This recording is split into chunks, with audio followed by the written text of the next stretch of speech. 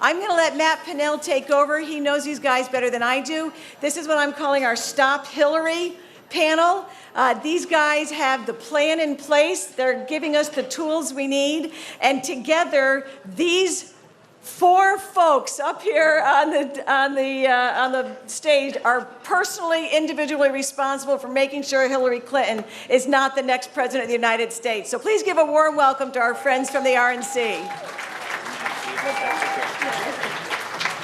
Thank you all very much. Again, I am Matt Pinnell. I'm the state party director for the RNC.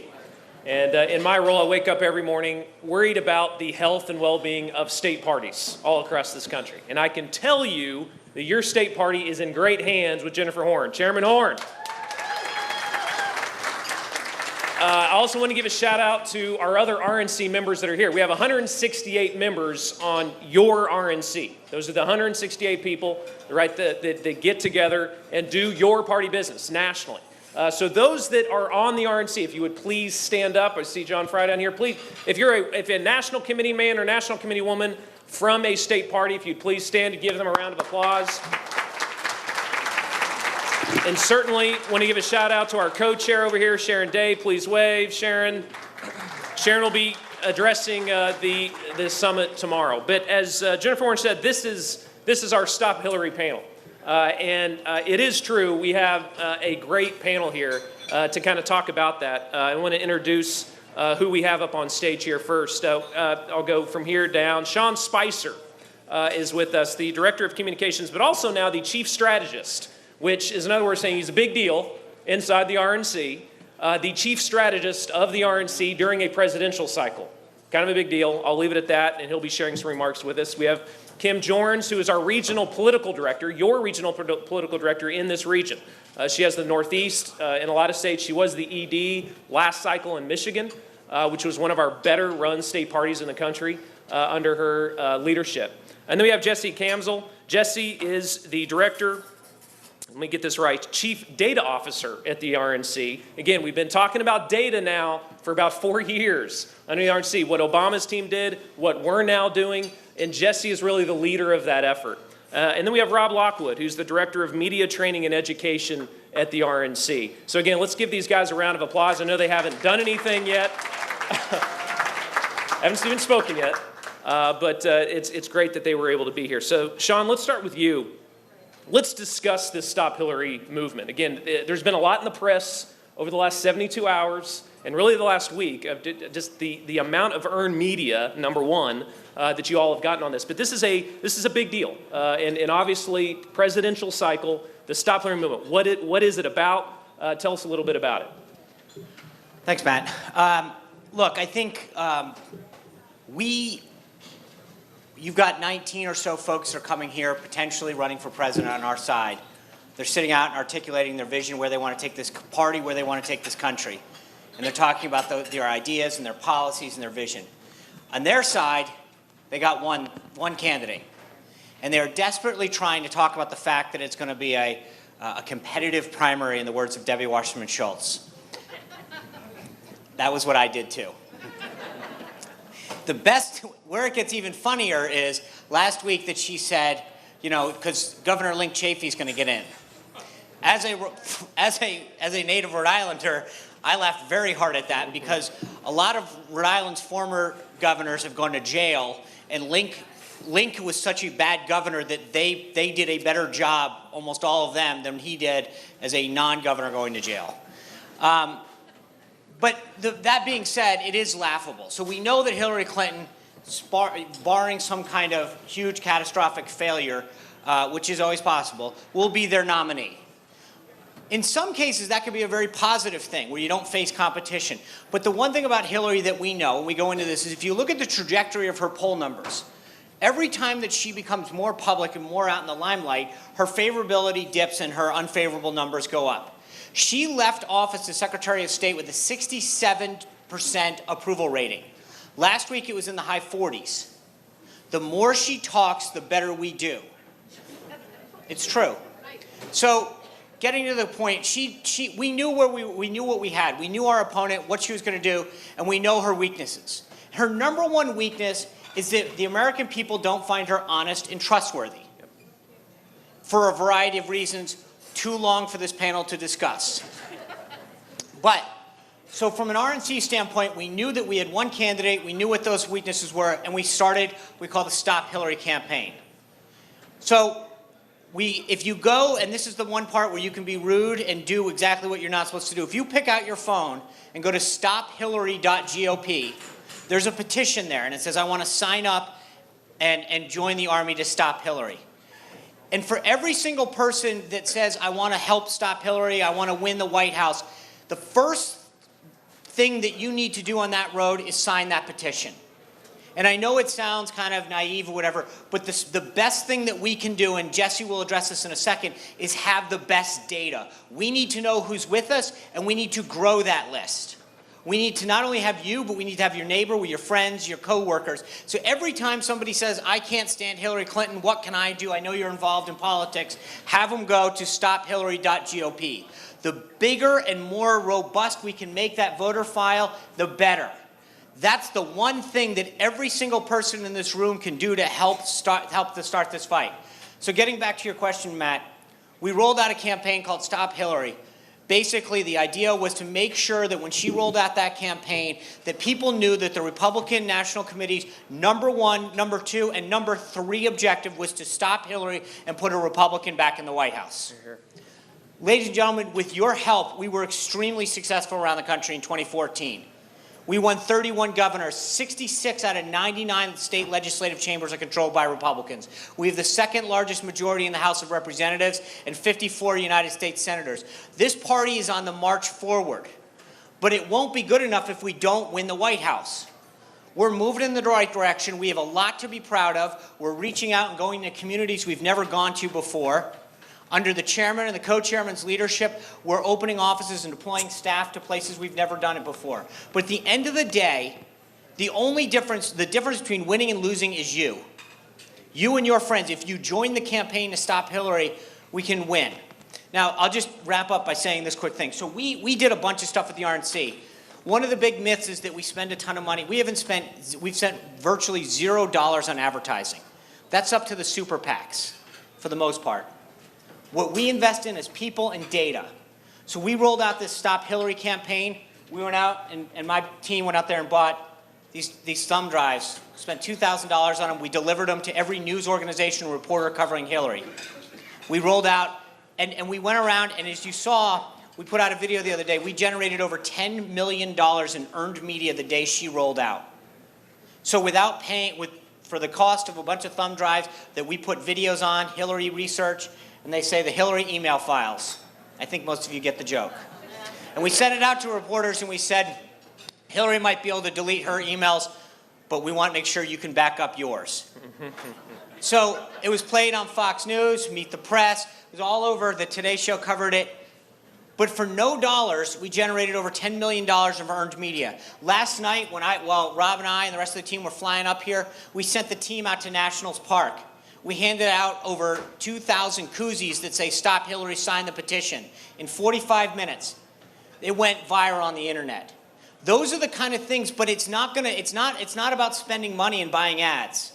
It's about sharing information with our friends, getting people to sign the petitions, making sure people get the record straight. But if you look back to why we won in 2014, it wasn't because we spent more money on TV and we had the flashiest ads. We had better information, we had better data, and we had better people and more committed folks going door to door. That's the way we're going to win this time. And if anybody thinks different, they're wrong, because it's not going to be about how many ads you place or how many points you buy on television. But if we go out there and talk about that record and expose Hillary Clinton's record and promote the positive vision that our candidates have, we will win. So I'm glad to take any other questions, but I'll let the train keep rolling down the track. We'll keep rolling the train, and yeah, we will have time for questions. Kim, you work on the political side, and there's all the excitement right now around all these candidates who are all going to be here. But what is the one thing right now that activists, the folks in this room, or as Sean said, you all are going to make the difference. You all are the ones that are going to go back to your communities. What is the one thing that they need to be doing now to prepare for that general election? Sure. Great question. There's two things actually I can think of, and I'm going to piggyback off of what Sean just said, and one of them is talking to your neighbors and your friends. The RNC is rolling out great information every day. So if you've not signed up, sign the petition, sign up for the email list. They'll arm you with the information you need. I know in New Hampshire, a lot of you are lining up with candidates and focused on the primary process. But while you're working through the primary process, you're talking to volunteers, you're recruiting people, and you need to continue that conversation, not about how your chosen candidate is the best nominee, but finish the conversation about how important it is to stop Hillary. And take the information that we're providing and educate your neighbors and your friends. The other thing we can do right now to prepare for the general election is voter registration. In New Hampshire, we've got a slight advantage. There are a few more Republicans registered than Democrats, but the vast majority of voters in New Hampshire are registered as unaffiliated voters. So even though we have a small advantage, we have not been successful in general elections for the presidency in the last few elections. So what we need to do now is start growing our GOP base through voter registration efforts. One of the easiest ways to do that is the RNC tracks voters across the country through the National Change of Address file. We provide that list to each state party, including New Hampshire, of voters who've either been registered Republican in other states or are modeled Republican. Those folks are here in your state now. They've not yet registered in New Hampshire. There's about 5,000 of them today that we can start talking to and encouraging to register in preparation for next year's general election. Good, good. Jesse, again, being the chief data officer, again, we've had to hear now after that 2012 election all about OFA, all about what a robust data operation they had. All these data scientists in caves somewhere working on that data. What are your thoughts on that? Give me your thought. I mean, because again, it's something that is still out there, and I know we're working on. But what your thoughts on OFA and this robust data operation that they have? Yeah, absolutely. I'll be the first to say I'm not a good public speaker. Behind a data set is where I should be, so I'm going to pace a little bit. But OFA did have a great, robust data operation. I'm not going to lie. It was pretty phenomenal. But I don't know why it's relevant anymore. It was designed for one candidate and one candidate only in a few number of states. Essentially, we have this term in data that data can get stale pretty quickly. We have a very changing environment. The way I like to think of it is, let's say you fly an airline and that airline really, really makes you upset and you never fly that airline again. Essentially, you're going to change to a different airline. This is a data point that needs to be captured on all sorts of issues. It could be education, it could be energy, whatever you want. So essentially what we need to do is we've been capturing that data for the last 20 years, and we continue to do it. OFA's data, I'm willing to bet, has become stale. It hasn't been changing, it hasn't been dynamic whatsoever, which I think really gets us at a really good advantage. The one reason why I think that we might be stale is I don't have Chipotle customers, so I might be 3 days behind. Now, following up on that though, that data, though, it can be rebuilt, though. I know it was specifically kind of for Obama before, but following up on that, could it be rebuilt? In some ways, yes. In most ways, no. A lot of this stuff is coming from government entities that you cannot get again. Since they've been able to just table the data set, they're just losing time as we go throughout time. So essentially, you can't even buy a lot of this data. So they are going to be way behind us for a very long time, I believe, just because they didn't take the actual steps to keep the upkeep of data. Okay.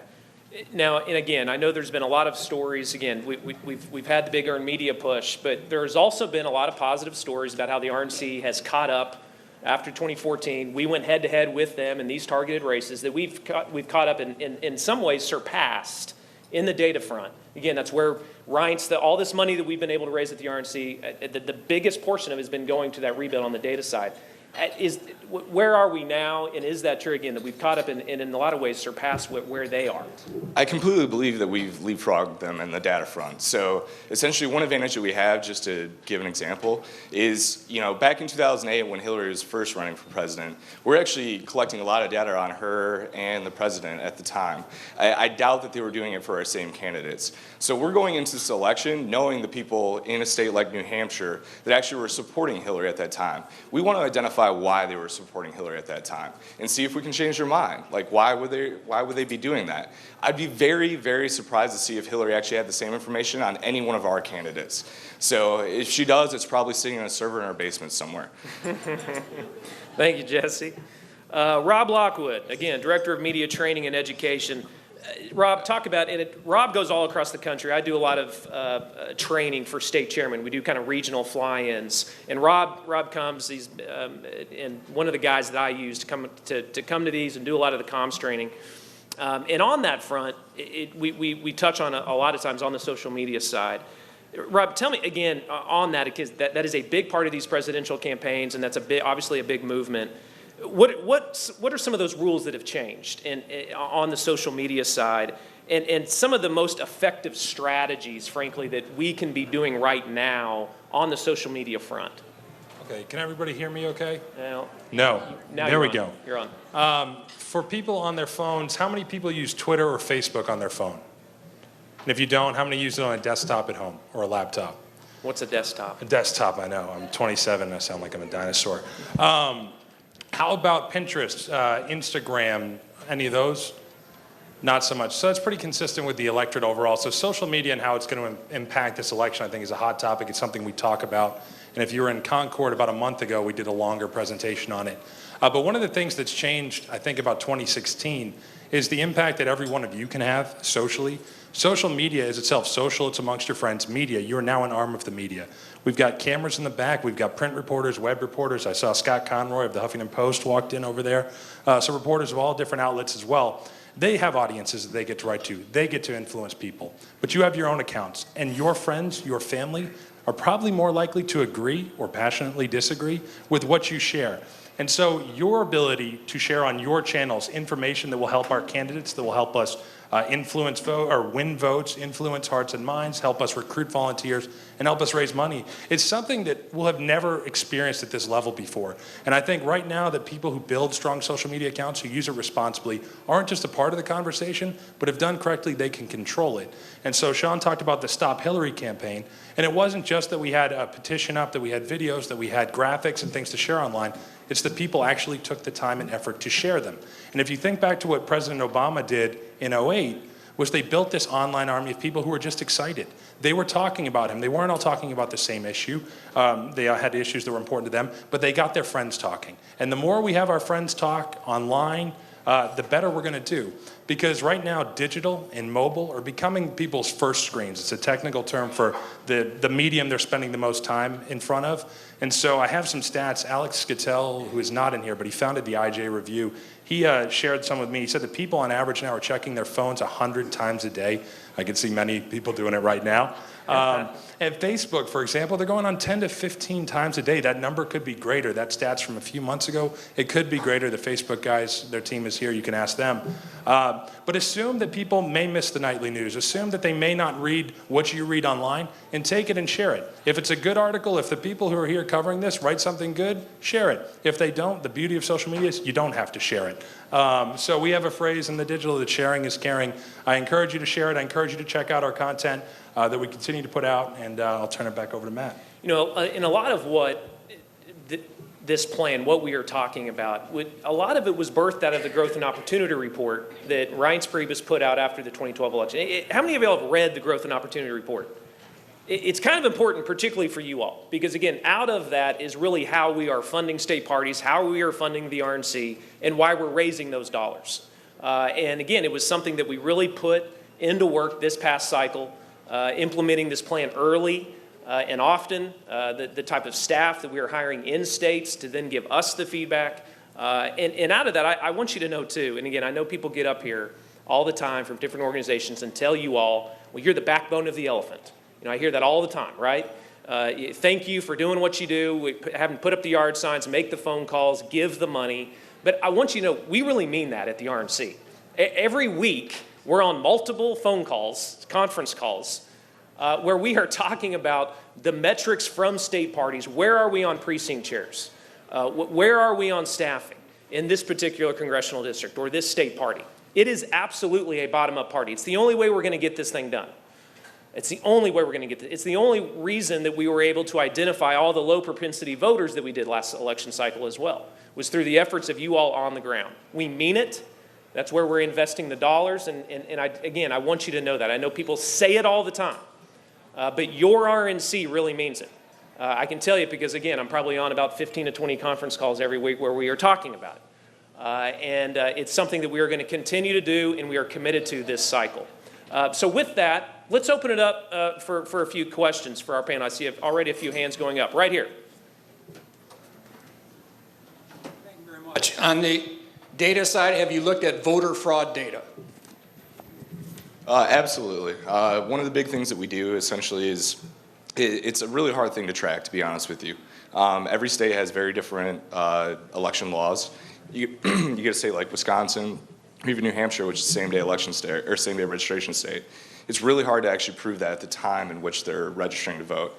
So we do post facto try to figure out exactly who was voting in multiple locations, but you have to do a lot of research into it. So we definitely do take that into account. It's not as big as you would think it would be. It's really only about 1%, and a lot of the time it's on accident. So, but we do take that into account, especially in a lot of these states. Right here, ma'am. Oh, right here, I'll just point. Yeah, just look at me. This is for the data also.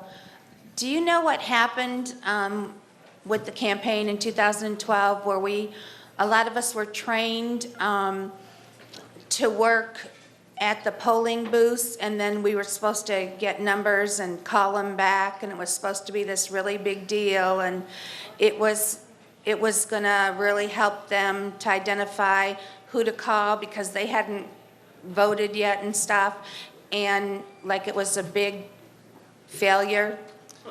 I know what you're speaking of, the program.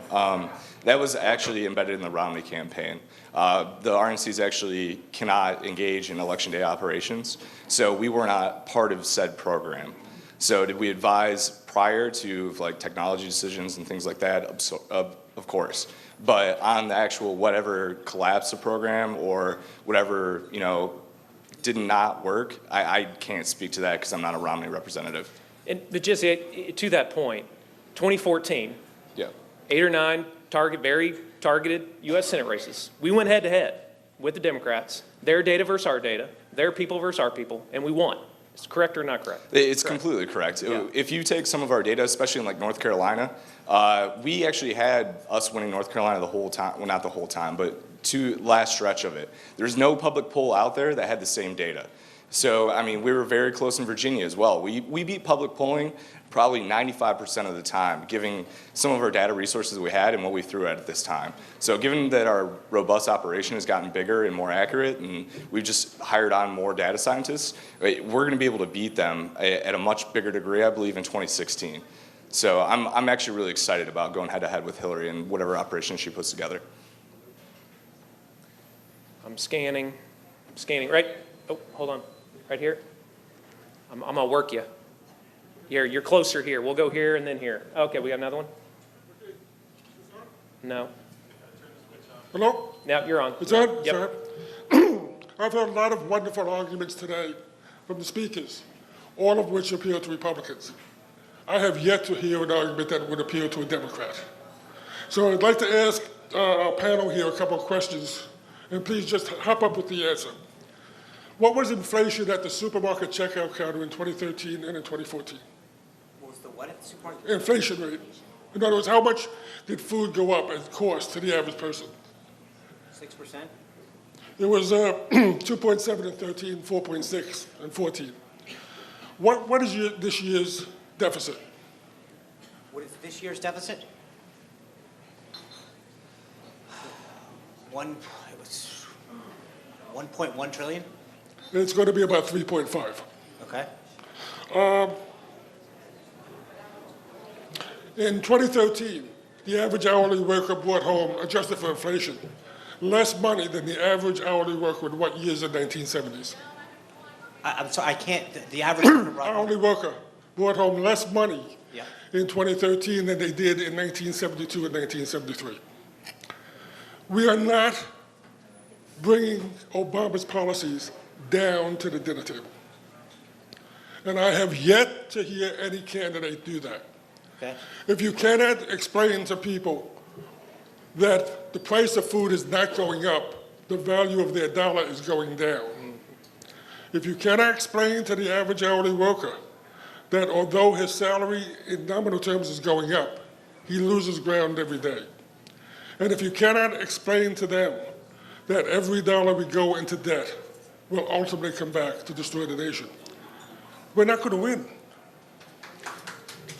Sean, to that point, our outreach efforts, our communication to Democrats, to swing voters. We're going to hear about swing voters. The gentleman's correct. I mean, we're going to hear about swing voters for the next 2 years.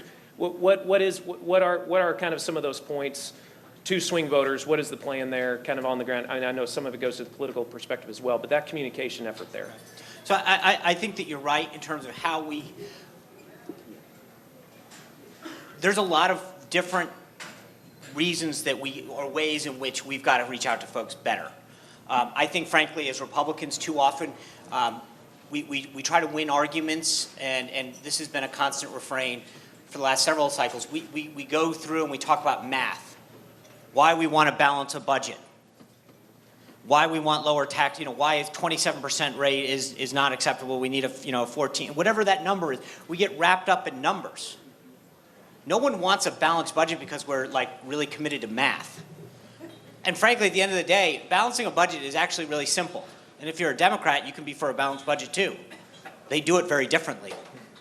But I think that we all agree that you want a better vision for this country, a better life for families. You want to be able to hand something down to the next generation that's better. You want the most prosperous country in the world. You want other companies from around the world coming and relocating here. You want job growth. But you want it because it's good for people, it's good for our families. And I think that how we communicate to others and what values we're espousing is critical. So I hope that you press those candidates. The one unique thing about New Hampshire is that you're first in the nation. The opportunity that you have to talk to these 20 plus candidates that'll probably end up coming through here at some point and telling them what to hear is more than most people around the country will ever get. So I would press them on that kind of stuff because I would agree that we need less math and more heart. Okay, hold on. There was one down front. Yeah. One last question. One down front, and then one more? Okay. I just wanted to know, you had mentioned your data collection and that you were going to beat the polls. Do you think you could beat the Q poll that comes out of Quinnipiac in Connecticut? And what is going to be the difference in your data collection technique, specifically for the independent variable of how a voter self-identifies with their political party? Because that's a very fluid independent variable as opposed to something like age and gender, which is pretty fixed.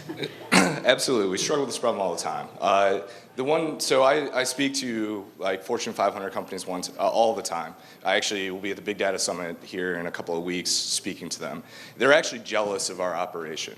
They literally say that to us. The reason why is have you ever had anyone come knock on your door or give you a phone call to drink Pepsi over Coke or Coke over Pepsi?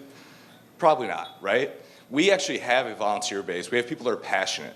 Our data collection is out of this world. I collect data scientists just because the fact that we sit on so many records of data. Back in 2014 cycle in October, we were processing about 1 million records an hour of just raw voter contacts, which is crazy. We also, at the same time, we realize our volunteers don't want to talk to Democrats. They want to talk to swing voters, want to talk to Republicans. So we actually do it on our own to make sure that we're talking to Democrats. When Pernell was talking about the fact of us contacting low propensity Republicans, we also had to make sure that we were the low propensity Democrats were also not turning out. So we need to keep an eye on both sides of the aisle to make sure that what our techniques are doing are actually fulfilling. So that's why I think we actually were able to beat public polling, because we were getting a broad base, and when they were doing survey sample sizes of like 500 a month, we were doing 1,000 a week in every single targeted state, plus the voter contacts that the political team was doing. Sean, so we have so much information. Is it random selection? What do you do for cell phones? When I worked on a gubernatorial campaign, hours and hours I spent making phone calls, and they were dead hits. The majority of my hits were dead hits. Sure. And if you don't get the cell phones, you're losing a substantial We portion of the guarantee population. that every single sample is at least 30% cell phones, mobile. We also we'll make sure that we have an online audience as well. For people like me, that's not going to answer my cell phone. I'm not going to answer my landline. I don't have a landline. So obviously you're going to have to reach me online. We've accounted for all that, and I think that's why we're able to be public polling. Yes, it's a little bit more pricey, but it gives us more accurate results at the end of the day. Okay, last question. Again, Jesse will be taking autographs and questions in the lobby. Okay, So, this yeah. is the question I'm really worried about. In Connecticut, boo us, we're bad. When Blumenthal came into the race, or Chris Dodd's a perfect example. We went after him, got him out of the race. The Democrats said, big loser, got Blumenthal, right? I'm worried about this game with Hillary. Hillary's bad, we all got it, we're all in the room, we believe you. We do this, go get her, petition her out. If they, the Democrats, I'm making a wild guess, see how bad it's going, they'll yank her. And then they'll put in the pretty whatever the hell they pull off the shelf. What are we gonna do? Good question. That's a great question. So let's look at B team. Joe Biden. Martin O'Malley, who, let's just look at Martin O'Malley's record in Maryland. Term limited out, his lieutenant governor goes to run, who was the architect of their Obamacare rollout, which was an abysmal disaster. Larry Hogan run, I mean, you know, a Republican won in Maryland over Anthony Brown, his successor. I only say that because O'Malley couldn't even carry his own lieutenant governor in Maryland. That's insane. I'm not too worried about him. Link Chafee, again, I'm not going to spend. I say that because I think you have a very good question, but you start to look at they can't get anyone up to the plate. And frankly, if they were able to convince Elizabeth Warren, at the end of the day, my friends, to your point on the messaging, if we as Republicans can't beat Elizabeth Warren, if America wants to go down the path of Elizabeth Warren, then we've got bigger problems than if you, right now, I do think that they're going to have some very, buyer's remorse when they realize that they put all their eggs in the Hillary basket, and that basket's got a lot of problems holding eggs. But if you look at their B team, normally that's a big concern. Right now, there's a difference. Blumenthal had been AG for a long time. I mean, he had a record in the state. Their B team, look at this. We got, of the 20 people that you're going to see this weekend, there's none of them that I couldn't see being an amazing president. They're fighting you guys over ideas in your vote. Their side is having a coronation. And you look now for literally whoever doesn't make it on our side, you've got at least 10, 15, 20 years of top-tier candidates on our side. On their side, they got Hillary or nothing. They're basically trying to figure out how to groom Chelsea. Be careful, that's how we lose. That's how we lose. You haven't even, Mr. Webb from Virginia is excellent, right? Be very right. Be careful. Okay, I will be careful of Jim Webb. This is, as someone who's interacted with Jim Webb a few times, I know that he is a smart man. He's not someone that's very people-friendly. He is not, he chose not to seek re-election. Again, I'm not saying I'm taking them lightly. Don't get me wrong. That's why I said it's a very insightful question. I think that you can never, ever go into a campaign and not take it seriously. But I think that when you really look at the analysis of this, there's a reason that no one has stepped up to the plate on their side so far. It's because they can't raise money. There's no enthusiasm. Their own base won't give anybody above a few points as an alternative to Hillary. So I don't discount it. But I think that when you look at their teams and what the operation that we have on our side, we're built to take on Hillary. So we have a strong, strong team on the data side, on the communication side, on the political side. If they don't run their A team, we still got the varsity team on the field. So I don't discount their other folks, but I'm very proud of the team that we've built. Here. Another round of applause for the panel here. And again, we will. I know there were other questions. We'll be out in the lobby to help answer those questions. You'll look forward to it. And again, good luck with the rest of the day. Chairman Horn. Thank you so much. Thank you. Good job, guys. Thank you. Thank you. Terrific.